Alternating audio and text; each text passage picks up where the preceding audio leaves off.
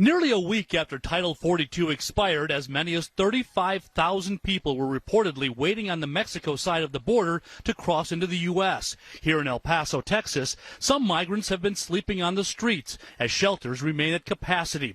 City officials fear another surge could be coming. CBP says that in April, when Title 42 was still policy, there were more than 211,000 migrant encounters. Border Patrol agents arrested 16 people on the FBI's terror watch list who were attempting to enter the U.S. illegally. It's raising concerns among lawmakers about who may have crossed the border undetected.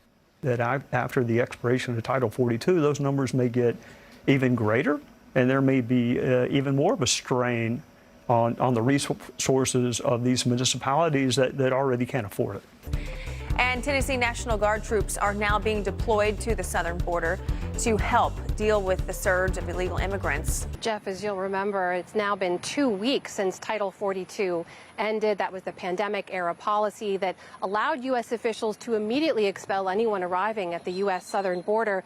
And in the weeks before that ended, we'd already seen a huge increase in the numbers of people arriving at the U.S. southern border. Everyone we talked to then, U.S. officials and immigration attorneys and nonprofits, they were all preparing for even bigger numbers, for a bigger surge after Title 42 ended. It didn't happen. The numbers actually went down. And the big question was why?